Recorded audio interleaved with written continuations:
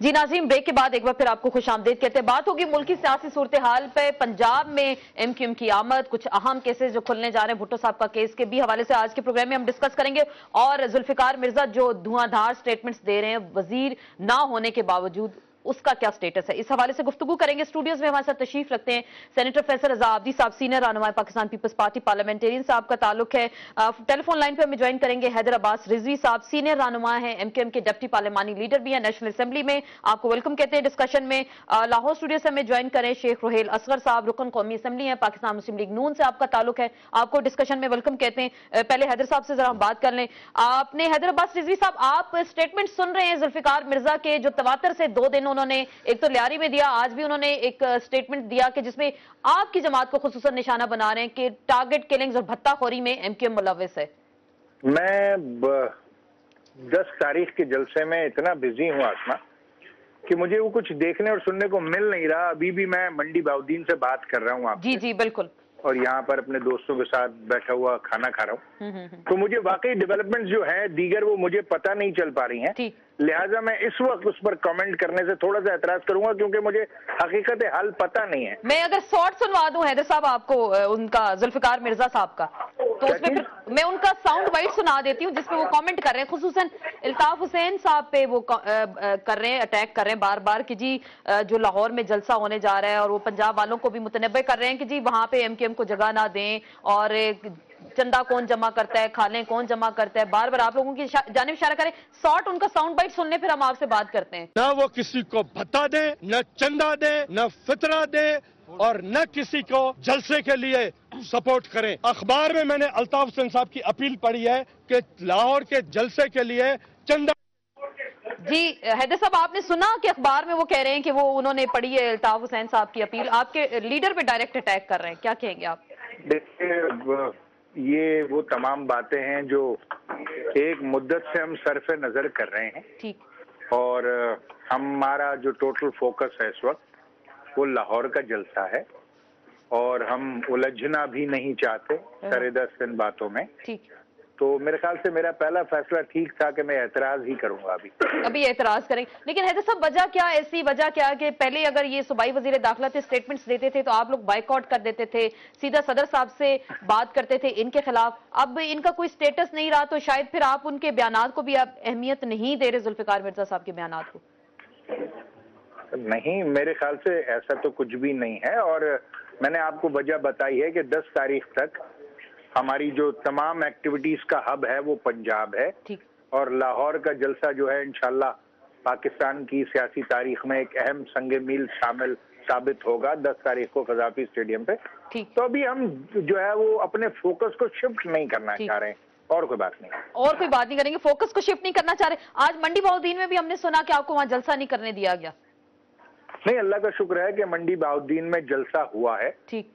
यहाँ की जो मुकामी इंतजामिया है इसने कोऑपरेट नहीं किया हमारे साथ, मगर मैं शुक्रगुजार हूँ राना सनाउल्लाह साहब का और शहबाज शरीफ साहब का कि राना सनाउल्लाह साहब की कॉल मेरे पास थोड़ी देर में आ गई थी। जैसे ही मीडिया पे टिकट चलने शुरू हुए, राना साहब ने मुझे कॉल की, उन्होंने मुझसे पूछा डायरेक्टली कि हैदर भाई क्या सिचुएशन है।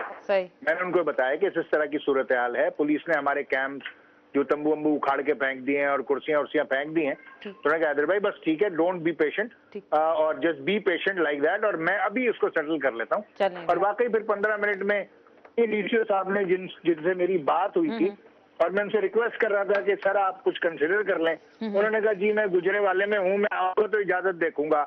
डीपीओ साहब ने फरमाया था कि उनका जुरिस्डिक्शन ही नहीं है, अचानक उनकी जुरिस्डिक्शन भी बन गई, इजाजत भी मिल गई, सभी कुछ हो गया थैंक्स टू राना सनाउल्लाह साहब। चलिए बड़ी बात है कि आप राना सनाउल्लाह साहब का थैंक्स करें। आप हमारे लाइन पर रहेंगे, एक दो सवालात और आपसे करने हैं और फिर आप से इजाजत भी हम चाहेंगे। आप बात सुन रहे हैं फैसल रजा आब्दी साहब, हैदर अब्बास रिजवी साहब की, और वो उस पर कोई तबसरा नहीं करना चाह रहे। वो कह रहे हैं सारा का सारा फोकस उनका 10 अप्रैल को जो जलसा उस पर जुल्फिकार मिर्जा की कुर्बानी आपने दे दी, और जुल्फिकार मिर्जा ने कहा कि एमक्यूएम ने बहुत कम कीमत लगाई उनकी, और अब उनके मुंह पे कोई ताले नहीं, वो खुल के बात करेंगे। बार बार आपके इत्तेहादियों को वो कह रहे हैं कि ये भत्ताखोर हैं और टारगेट किलिंग्स में मुलव्विस हैं, तो क्या ये पीपल्स पार्टी का स्टेटमेंट है जो जुल्फिकार मिर्जा साहब दे रहे हैं? मैं दोनों चीज़ें कंफर्म कर देता हूँ आपको। पहली चीज़ तो ये कि डॉक्टर साहब ने 3 साल बड़ी मेहनत से काम किया और बेशतर तालिबान दहशतगर्दों को गिरफ्तार किया वारदात से कबल, اور محرم کے اندر تمام سیاسی جماعتوں کے ساتھ مل کے پرم محرم اس مرتبہ آپ کے سامنے گزرا، اور ربیع الاول بھی. تو میں تو ان کی خدمات کو خراج تحسین پیش کروں گا جو انہوں نے 3 سال کی. جہاں تک ان کے بیانات کا تعلق ہے اس کو وہی بہتر طور پہ بتا پائیں گے، لیکن جہاں تک ایم کیو ایم کے جلسے کا تعلق ہے تو ایک وفاق پسند جماعت کی حیثیت سے میں یہ سمجھتا ہوں کہ ایم کیو ایم کا وفاق میں آنا پاکستان کو اور مضبوط کرے گا اور خوشائند بھی ہے.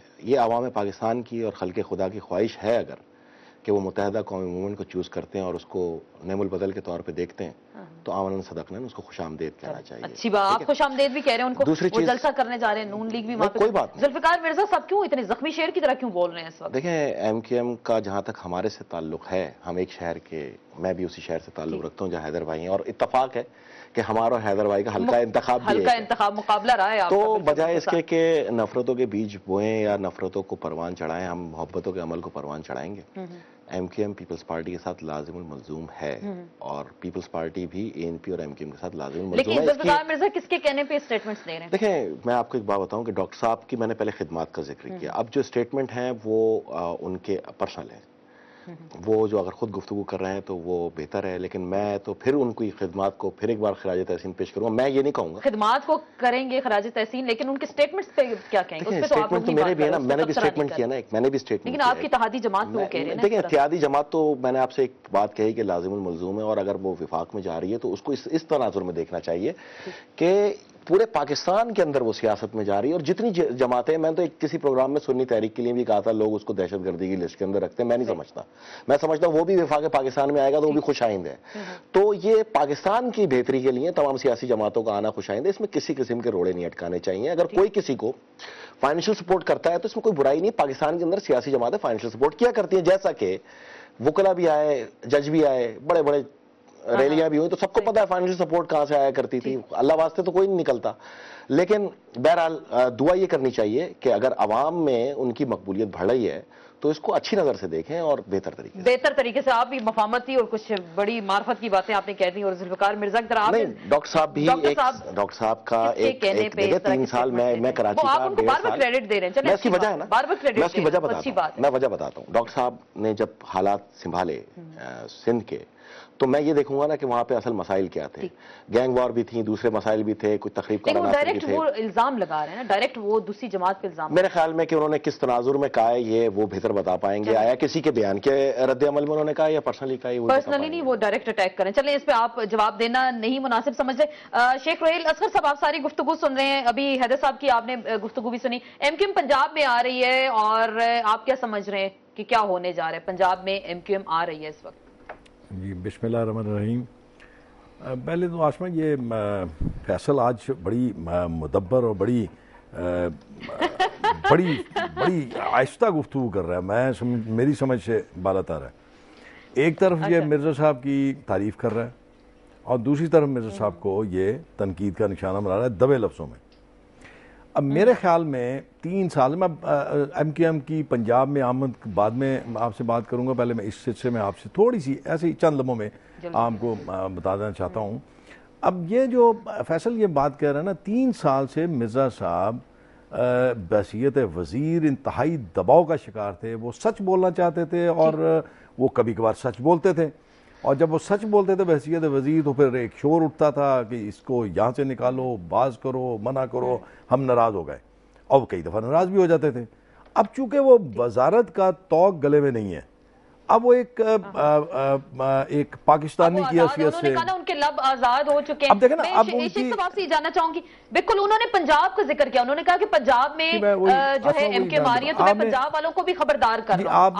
آپ ان کے سٹیٹمنٹ کو لائٹ لے رہے ہیں یا آپ ان کو کس طرح سے لے رہے ہیں؟ میں آپ کو اس سلسلے میں ایک تھوڑی سی بات بتا دیتا ہوں. ایک تو الحمدللہ یہ بات طے ہو گئی آج، شکر ہے. یہ تو تانا اور یہ الزام ہم سے ہٹا کہ حیدر رضوی نے خود یہ بات کہہ دی کہ رانا ثناء اللہ صاحب نے 15 منٹ کے اندر سارے معاملات درست کر دیے.